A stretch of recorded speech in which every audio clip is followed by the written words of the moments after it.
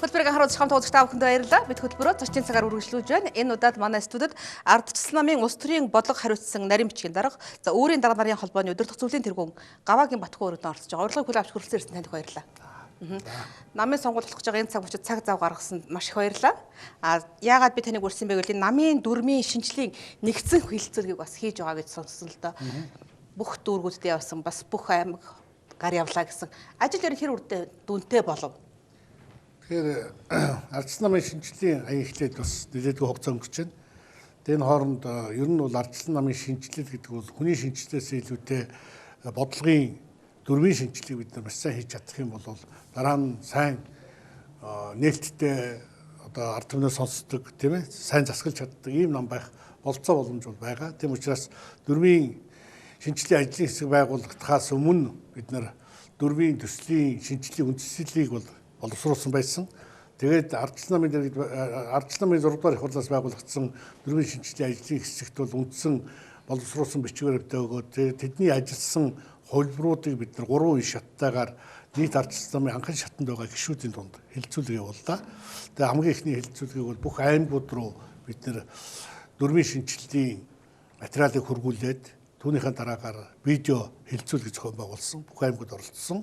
Тэгээд тэр видео хэлэлцүүлгийн дараа Улаанбаатар хотын 152 ардчилсан намын үр байдаг. Энэ үрүүдийн дарга болон түүний удирдлагуудыг бид нар цуглуулж бас хэлэлцүүлэг зохион байгуулсан. Тэгээд энэ нэгдүгээр шатны хэлэлцүүлгийнхаа хөдөө орон нутаг болон Улаанбаатарт хотод зохион байгуулсан хэлэлцүүлгээс гарсан санаачлаг бодлогууд ардчилсан намын шинжилсэн дүрм заавал тусгах ёстой асуудлуудыг бид нар боловсруулж дүрмийн ажлын хэсэгт бол аль биесээр хургуулсан нэлээд асуудлуудад тусгагдсан. За үүний дараагаар дүрмийн ажлын хэсэг тэр төслүүдийг тусгасан хувилбарыг 2 дахь удаагаар бид нар хөдөө орон нутгуудад бүр өөрийн дарга нарын холбоо моон санаачлага хамтраад хүмүүсийг томилтоор ажиллуулж хөдөө орон нутгуудад хэлэлцүүлгийг зохион байгуулсан. Улаанбаатар нийслэлийн бас 152 үр дээр дүүргчлсэн маягаар хэлэлцүүлгүүдийг зохион байгуулад ингээд дүрмийн шинжилгээний 2 дахь хувилбарыг бий болгоод бас ажлын хэсэгт хөргүүлээд тэгээд түүнийхээ хажуугаар бид нар сая 3 дахь хэлэлцүүлэг нь бол 2 дахь хэлэлцүүлгийн үр дүнд бий болсон бүх асуудлуудаар ардчилсан намын дүрмийн шинжилгээний ажлын хэсэг, ардчилсан залуучуудын холбоо, үүрийн дарга нарын холбоо хамтарч одоо форум зохион байгууллаа. Тэгээд форумоор энэ дүрмийн ажлын хэсэг дээр хэлэлцсэн олон асуудлууд хөдөө орон нутагт байгаа Улаанбаатар хотод байгаа жирийн гишүүдийн өөрсдийнх нь санаачилсан тэр одоо саналуудыг бид нар нэгтгээд саналуудыг нэгтгэхдээ энэ 4 үндсэн хэлбэрээр нэгтгсэн. Нэгдүгээрт намын одоогийн шинжилсэн найруулгад ажлын хэсгийг тусгасан байгаа саналууд дотроос зайлшгүй одоо их хурлаар батлуулж хамгааж авч үлдэх нэг хэсэг гэдэг. Нэгдүгээр хэсэг. Хоёр дахь хэсэг нь бол тэр 4 туссан мөртлөө энэ дээр бас сайн ярьж олонхороо шийдэх ёстой. Тэгсэн мөртлөө заавал хэлэлцэж шийдвэр гаргах ёстой гэсэн хоёр дахь хэсгүүд. Гурав дахь хэсэг нь бол дөрвийн хэсэгт огт тусаагүй байгаа мөртлөө шинээр дөрвөнд заавал оруулж тусах ёстой гэсэн юм гурав дахь хэсэг. Дөрөв дахь хэсэг нь бол дөрвөнд туссан мөртлөө дөрвөнд байх зайлшгүй шаардлагагүй дөрмөөс шинжилсэн найруулгаас хасах ёстой гэсэн 4 ангиллаар бид нар өнөөдөр хэлэлцүүлгээ хийж явууллаа. Тэгээд энэ хэлэлцүүлгийн үр дүнд гарсан дөрвийн шинжилэлтэй холбоотой бүх асуудлуудыг бид нар дөрвийн шинжилгээний ажлын хэсэгт аль биесээр гардуулж өгсөн. Намын их хурлаар хэлэлцгээс өмнө одоо тусгацсан энэ саналууд тусгасан хамгийн сүүлийн хувилбарыг бид нар авна. Тэгээд дахиад өөрийнхөө дарга нарт хургуулад их хурлын төлөөлөгч болж ирэхдээ бидний гаргасан ямар санал тусгагдчихв, ямар нь тусгагдаагүй байна. Тусгагдаагүй саналаа яа тусгахгүй гэдэг ийм хувилбартай ирнэ гэж.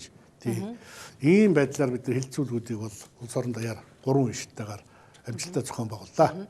Ер нь ардчилсан намын шинжилэл юунаас эхлэх вэ гэвэл ядаж дүрмээ шинжилж эхлэх ёстой гэдэг зүйл ярьжсэн. За нөгөөдөгөр анхдагч гишүүдэд бид нар сонсох ёстой гэсэн тийм ээ. Та бас анхдагч гишүүдэд дөрвөн дээрээ саналын тусгаад аваад ирлээ л гэсэн үг үү?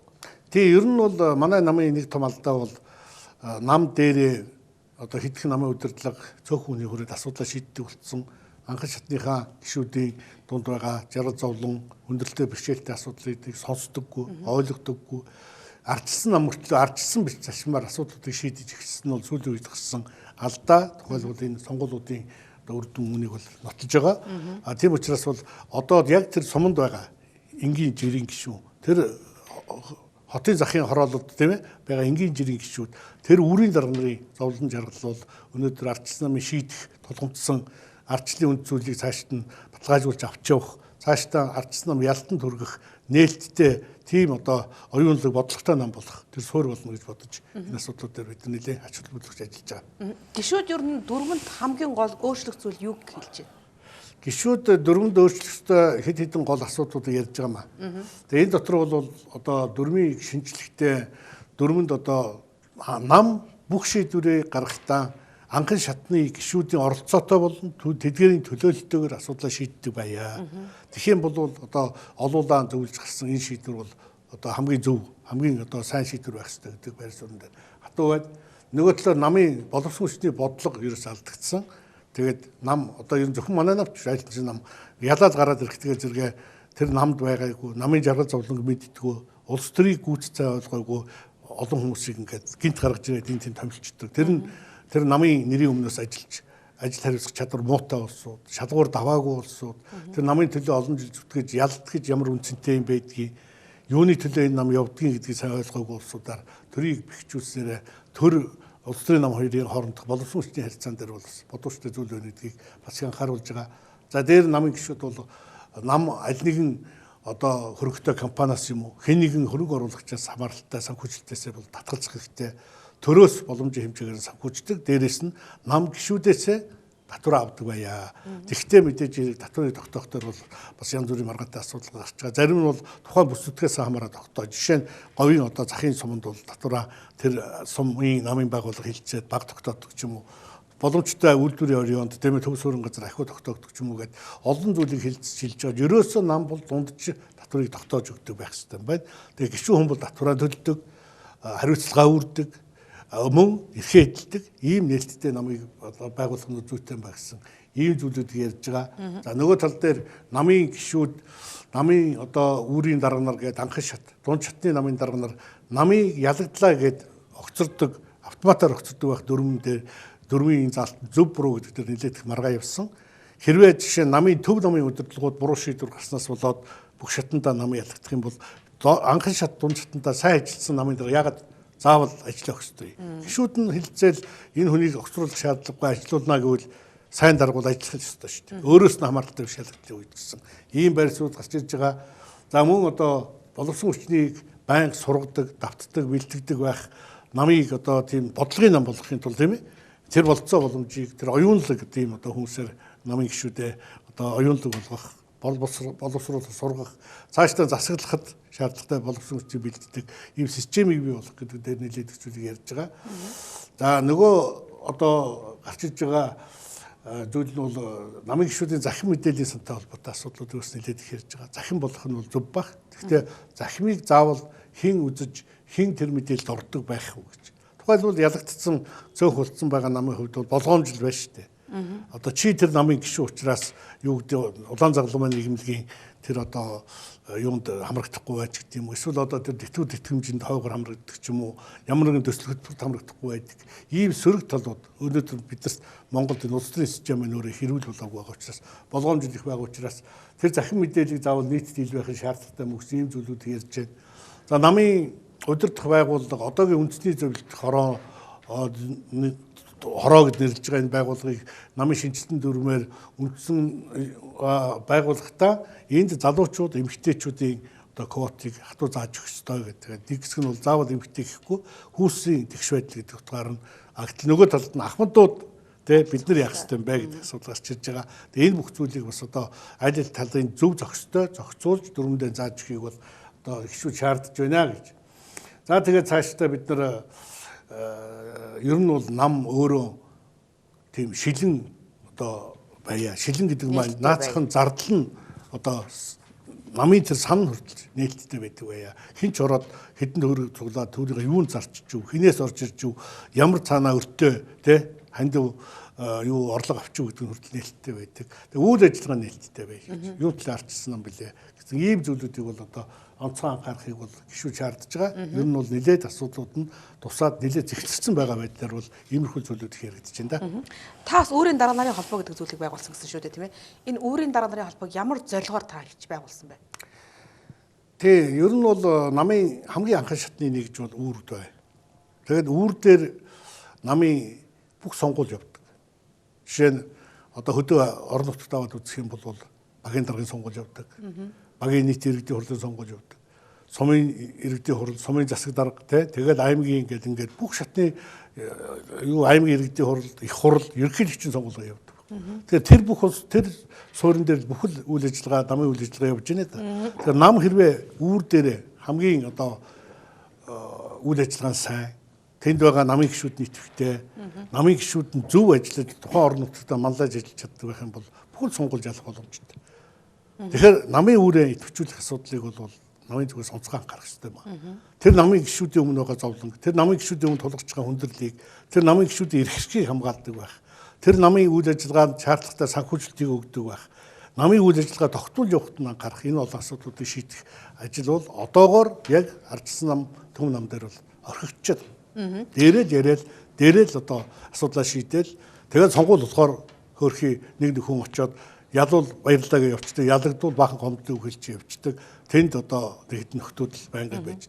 Тэгэхээр тэр суурья, тэр ардчилсан намынхаа ганц бодлогыг хэрэгжүүлдэг, тэр анхс чадныхаа нэгжийг бэхжүүлэх ажлыг заавал намыг харахгүйгээр намын үүрийн гишүүд, намын удирдлагууд, намын үүрийн дарга нарыг хамтраад цугаар хийдэг бай. Энэ бодлын үүднээс энэ олон нийтийн байгууллага, төрийн бас байгууллагыг байгуулад бид нар бүх үүрийнхэн дарга нартай ажиллаж байна. Тэгээд цаашдаа тэр үүрийн дарга нарыг мэдлэг боловсролыг дээшлүүлэх, үүрийн дарга нарыг төрд бэлтгэх, дараагийн сонгуульд бэлтгэх, тэнд байгаа намын гишүүдийн эрхийг хамгаалах гэх мэтлэнгийн олон асуудлаар бид нар үүрийн дарга нарын холбоо үйл ажиллагаа явуулах юм утсан зорилготой ажиллаж байна. Хэрвээ би намын гишүүн бол анхан шатанд байжгаад үгээ хэлэх, улс төрд байгаа эрх мэдлэлтнүүдэд үгээ хэлэхийн төлөө маш чанга дуурах байсан баг л та. Яг түүнтэй адилхан намын анхан шатны гишүүд ч гэсэн тэр л хүсэл сонирхлоор намд илсдэг байх. Гэтэл одоо юу гэдэг чим анхан шатныхаа гишүүдийг сонсдгоо, бүртгэл нь байдггүй ч гэдэг юм ардчилсан надад маш их шүүмжлүүд гарч ирдэг. Тэгээ энэ бүхнийг юу гэж тайлбарладаг вэ? Энэ бол ардчилсан намаа л гэж ярьдаг шүү дээ. Та ардчилсан намын бас улс төрийн бодлого хариуцсан нарийн бичгийн дараагийн хувьд би танаас нэг асуумаар байна. Ардчилсан нам үзэл баримтлаггүй нам гэдэг шүүмжил маш их гарч ирсэн. Та энэ дээр ямар тайлбарлах вэ? Үзэл баримтлах юм. Одоо үзэл баримтлаа манай ажил хэсэг байгууллагад боловсруулаад хэлцүүлэг явуулж байна. Тэгэхээр үнэхээр яг өнөөдөр ингээ бид нар эргээд хараад үзсэн чинь ардчилсан нам, ардчил гэж юу юм, ардчилсан намын үнэт зүйл гэж юу юм гэж яриад идэв мөртлөө яг үзэл баримтлал бидний үнэт зүйл юм бэ гэдэг дээр бол яг хатуу ингээд хэлцээд баталсан аль биесний бол бичиг баримт байдгүй. За нөгөө талаасаа ардчилсан намын хувьд одоо яг ер нь юмыг шүүмжлэх амархан л да. Тийм ээ, хийх хамгийн хэцүү. Тийм учраас үүрийн дарга нарын холбооны зүгээс ч би бас энэ намын одоо нэг удирдлагын тоонд тийм ээ орж байгаа хүний хувьд ч гэсэн шүндлэхээс илүү хийл гэж бодож байгаа. Тийм учраас энэ үүрийн дарга нарын холбоо, бусад төрийн бас байгууллага, олон нийтийн байгууллагаар энэ намын үйл ажиллагааг дэмжих, намын гишүүдийг идэвхжүүлэх. Тэр дундаа нам ялагдаад тийм ингээд бүгдээрээ ажилгүй болцсон байгаа ийм нөхцөлд энэ намын гишүүд юу хийх ёстой юм бэ, тийм ээ? Ажлаас бүгд нь хатчлаа. Намын харьяалаар ах トゥ садан гарын удамч нь гаргачлаа. Тэгээд юу хийх гэхээр өнөөдөр дараагийн ялтанд бэлтгэх ёстой. Ялахын тулд юу хийх ёстой юм гэдэг бол мэдээж хэрэг. Намаа их зүүн хувьд нь дөрвийн хувьд шинтгэлээ хийх ёстой. Энэ дөрвөн шинтгэлийг хийж чадах тийм хүмүүсийг намын удирдлагад бүх шатанд томилох ёстой. Зөв ер нь бол одоо манайд ингээд намын даргын марафон яваад 5 нөхөр маань одоо төвшил явж байна л та. Тэгээд энд нэг нь намын даргал болд мэдээж хэрэг. Гэхдээ хэн болох вэ гэхээс илүүтэй бид нар тэр хүн гарч ирээд энэ намыг аваад явах тэр тоглоомын дүрмийг, тэр намын дүрмийг сайн дүрм хийчихэд тэр хүн муу ажиллах юм бол хариуцлага тооцоолдог тодорхой механизмуудыг хийж өгөх нь бол хамгийн чухал байдаг. Тэгээд сая таны хэлсэн үзэл баримталтай нам. Юуны төлөө энэ нам явж байгаа юм? Тийм ээ? Зорилго нь юу юм? Мэдээж улс төрийн нам ялах, засаглах гэдэг бол намын үндсэн гол зорилго.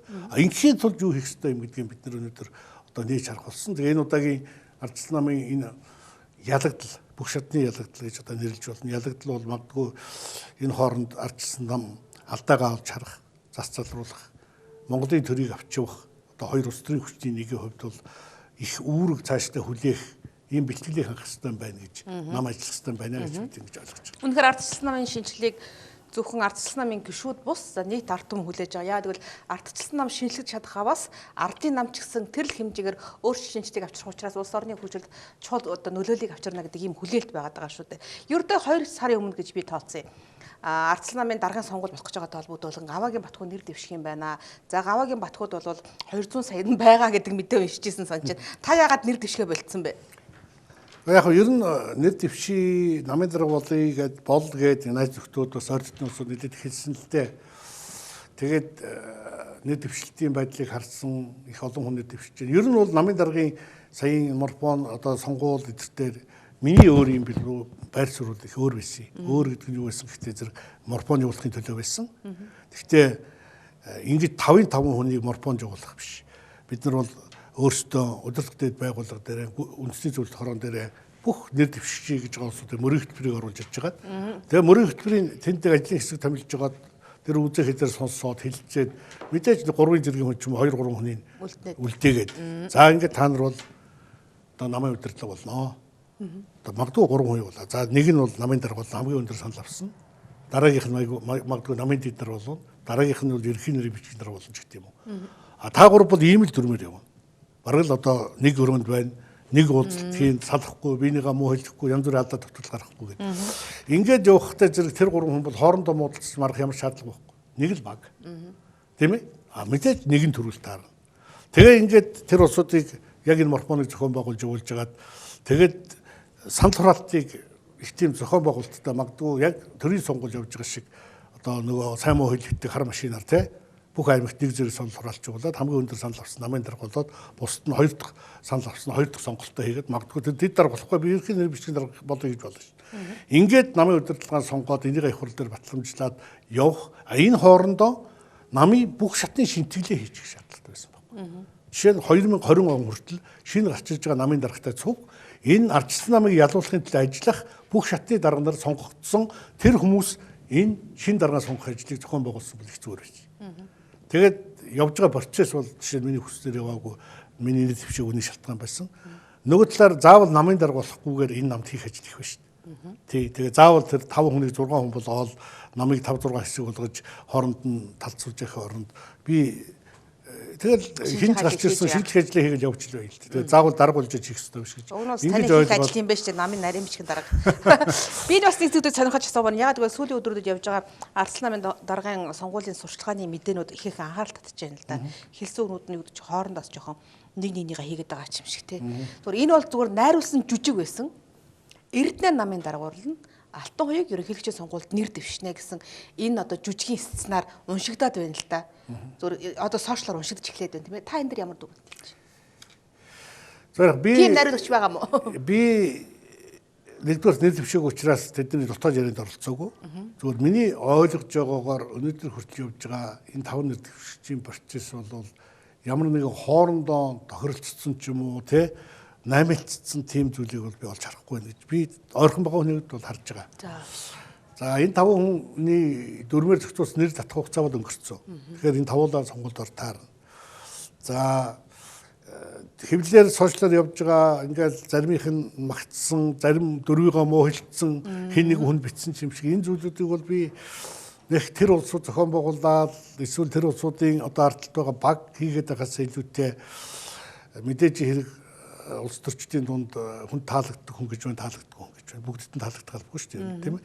Тэгээд тийм хүмүүсийн зүгээс янз бүрийн зохион байгуулалттай зүйл бас хийгээд байгаа юм болоо. Тэрэнд нь одоо нийгэм бас битгий их автаасаа 5 нэр дэвшигчмээ тэрнээс болж хоорондоо битгий талхилцаасаа л гэж бодож байгаа.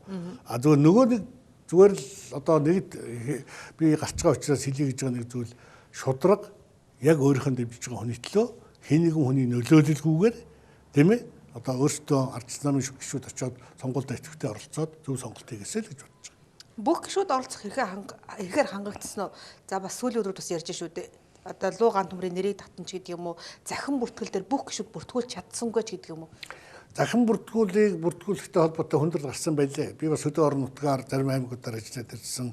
Тэгээд одоо өвөл болж байгаа бас янз бүрийн шалтгаанаар хөдөөр байгаа малч жишээ нь аймгийн төв дээрээ сумын төв дээрээ бүртгүүлж чадахгүй байгаа зүйлүүд татвараа төлөхөөр нэг банкн дээр тий маш их хүндрэлтэй огоочтой байсаас бүртгүүлж чадаагүй энэ төргээд их олон шалтгаан байгаа. Гэхдээ Ардчилсан нам 170 гаруй мянган гишүүнтэй байгаа гэдэг бол одоо бүртгүүлсэн байгаа гэдэг бол Ардчилсан намын даргын сонгуулийг явуулах тэр 176 мянган гишүүнээс 7 дугаар их хурлынхаа төлөөлөгчийг сонгоод дөрмийнхаа шинжилгээг батлах ийм бүрэн бололцоо бол байна гэж санаж байгаа. Мэдээж хэрэг бас янз бүрийн шалтгаанаар бүртгүүлж чадаагүй, янз бүрийн байдлаар одоо санал өгөх эрх нь одоо тий нэгдэг байгаа улсууд бол байгаа л баг. Гэхдээ одоо байгаа бүртгэгдсэн бүрэлдэхүүнээр бол бүх асуудлыг шийдэж болно. Яг гэвэл энэ чинь журмаар өөрөө хэдний өдөр хүртэл мөнгө тушаах уу, хэдний өдөр хүртэл бүртгүүлэх үү гэдгийг зохицуулаад өгсөн учраас тэр хугацаа тэр одоо журманд бол бас багтаж бүртгүүлээгүй гишүүд бол олон байгаа. Энэ цаашдаа бол ардчилсан намын гишүүдийн тоглолт олон болно л гэж би ингэж ойлгож байна.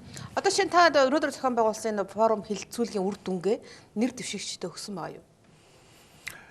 Ажлын хэсэгт бид нар аль бис өргөсөн байгаа. Тэгээд би бол ерөн зүгээр би их хурл дээр миний ойлгож байгаагаар бол тийм байх ёстой гэж бодож байгаа зүйл бол эхлээд 7 дугаар их хурлаар дөрмөө батлана. Тэгээд энэ баталсан дөрмийг тэр морфоноор одоо шалгарч байгаа төрүүлж ирсэн тэр нэр дэвшигч одоо байж батлагдаагүй байгаа хүн би энэ дөрмийг яаж хэрэгжүүлж ажиллаж чадах вэ гэдэг зүйлээ тэр их хурлын энэ дээрээс бол хэлэх ёстой гэж бодож байна. Сая ерөнхийлөгч тангараг өргөхдөө үндсэн хуулийн дээр хийхдээ гараа тавьж байгаа тангараг өргөдөг шиг зүгээр яг ингэж хийхгүй юм гэхэд би энэ дөрмийг яг ингэж ойлгож байгаа. Би ингэж хэрэгжүүл та нартай хамтарч ялтан төрнө гэдгээ бол тэр хүн хэлээд тэгээд дараа нь санал хураалт явж улс төрийн намуудын тухай хуулийн хүрээнд тэр намын дарга олонхын саналаар батламжлах ёстой л гэж харж байна. Таны хүсэжсэн ардчилсан нам хизээ одоо яг хүссэн хэмжээнд тийм ээ. Яг Монгол улсын улс төр нийгэмд шаардлагатай үзэл баримтлалтай үйл ажиллагаатай нам болж чадах бол.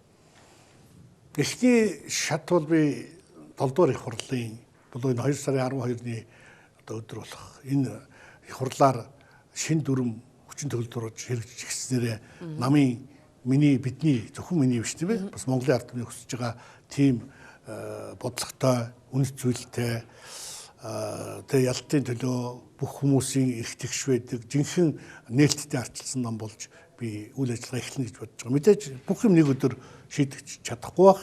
Гэхдээ бид нар ямар ч байсан энэ онд болох ерөнхийлөгчийн сонгуул тэгээд мэдээж 2020 оны сонгуул энэ бүх сонгуульд бол бид нар бэлдэж идэвхтэй ажиллахын процессын дунд бол бид нар ардчилсан нам одоо хүсээд байгаа. Жишээ нь миний одоо жишээ мөрөөдөд байгаа тийм ээ тийм хэмжээд хүрч чадна гэж бодож байгаа. Гэхдээ нэг зүйлийг бид нар бодох ёстой. Ингээд нам хизээ сайхан болох юм бэ гэж суугаад байх биш. Тийм ээ? Эсвэл намаа ямар ч дарга гарч ирлээ гэсэн намаа гоё болгооч гэж суугаад байх биш. Хүн болгон тэнд өөрөө оролцох ёстой байна. Намын гишүүнч бай, дэмжигчч бай. Магадгүй ардчилсан намд ямар ч хамааралгүй хүн байсан энэ ардчилсан нам өнөөдөр өөрөө эрүүл байж, ардчилсан нам өөрөө хүчтэй байж Монгол хүний эрх хэрэгчлөөг хамгаалдаг тийм ээ тэр хүчин бол байна гэдгийг бид нар 90 оноос хойш бол ойлгосон, мэдэрсэн. Хэдийгээр энэ үүргээ бид нар байнга одоо юу гэдэг 100% хэрэгжүүлж чадахгүй байгаа ч гэсэн ардчилсан намын хийсэн бүтээсэн зүйл нийгэмд тийм ээ өөрчилсөн зүйл бол маш их байгаа. Бидний дуу хоолой мэдээж бүх газар бас дутагдж байгаа. Тийм учраас энэ үйл явж байгаа процессыг аль болохоор богино хугацаанд бид нар хийж намын шинжилэл бол зөвхөн шинжилэл нь дөрмөн дээр бичигдээ цаасан дээр буугаад дуусах биш.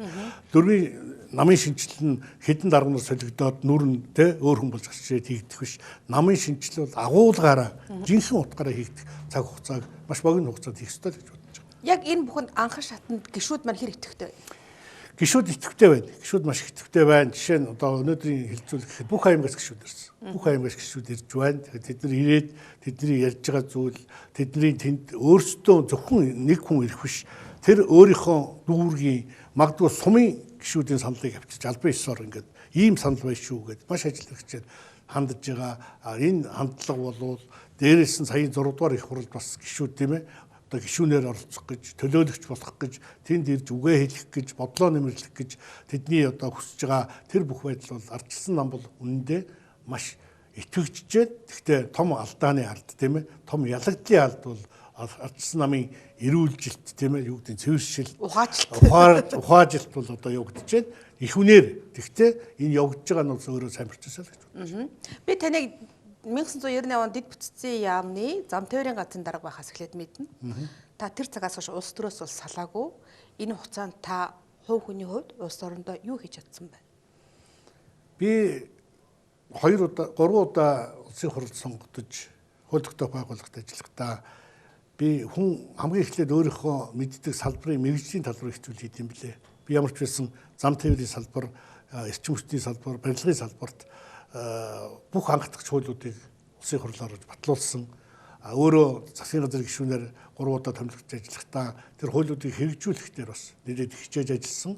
Дараа нь сайд бичигдсэн улсын хурл сууж байхдаа хамгийн сүүлд би замын хөдөлгөөний аюулгүй байдлын тухай хуулийг шинжилсэн найруулгыг санаачилсан. Монгол хэлний тухай хуулийн шинжилсэн найруулгыг санаачилж батлуулсан. Тэгээд өнөөдөр ингээ харж байхад үнэхээр энэ хуулиуд маань сайн хэрэгжиж байгаа, нийгмээс дэмжлэг авч байгаа, нийгмийн дунд байсан тухайлбал одоо замын хөдөлгөөний аюулгүй байдлаас болоод жилдээ 6-700 хүн 3 сая хүнээс хорвоогийн мөхсийг үзэж ийсэн энэ бүх зүйлийг бид нэр 50 хүртэлгээр эхний ээлжинд бууруулж чадж байгаа.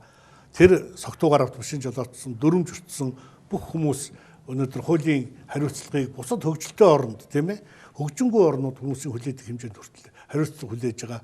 Энэ хариуцлагажуулснаас болоод олс зөрчлийн тоо буурч байгаа зэрэг бол би бас өөрийнхөө хэмжээнд өөрийнхөө салбарт магадгүй хууль тогтоогч байсны хувьд бол одоо бас өөрсдийнхөө хийсэн ажлууд бол нэлээд их бий гэж би одоо боддог. Өнгөрсөн чиний хэлснээс хойш одоо юу гэдэг 98 оноос хойш 96 оноос хойш өнөөдрийн хүртэл энэ одоо хугацаанд ямар ч байсан өнгөрүүлсэн цаг хугацаанд бол би харамсахгүй байгаа. Ягаад гэвэл надад бас хийсэн бүтээсэн зүйлүүд байгаа. Цаашдаа ч бас хийж үтээ гэсэн одоо хүсэл үзлэх байгаа гэж ингэж боддог. Ганц асуулт асуугаад та товч хариулаарай. 2020 онд ардчилсан нам ялхан гарцаагүй. Энэ бол одоо тавигдсан дүрмийнхаа дагуу явагдаж байна гэдэг зүйлийг хүмүүс ярьдаг л да. 20 онд ардчилсан нам би ялна гэж бодож байна. Ялах ёстой. Яг гэвэл бид өнөөдөр өөрсдийнхөө алдаа дутагдaltaд дүгнэлт хийж бид чадж байна. За баярлалаа. Тэр ардчилсан намын ялагдал гэдэг бол тавигдсан сценарын дагуу явагддаг дүрм биш. Ардчилсан нам өөртөө шинжлэгдэж ард түмнээ сонсч чадах юм бол тэр бас ялт болох байх гэж би бодож байна. Энэ цагт манай студид ардчилсан намын улс төрийн бодлого хариуцсан нарийн бичгийн дарга өөрийн дарга нарын холбооны өдөр төгсгөлийн тэргүүн Гаваагийн Батхуу ажиллалаа. Танд их баярлалаа таны ажилд ажилласан. Сонгуульд усны дараа мэдээж уулзах байх. Анхаарч үзэгчдээ авахд баярлалаа.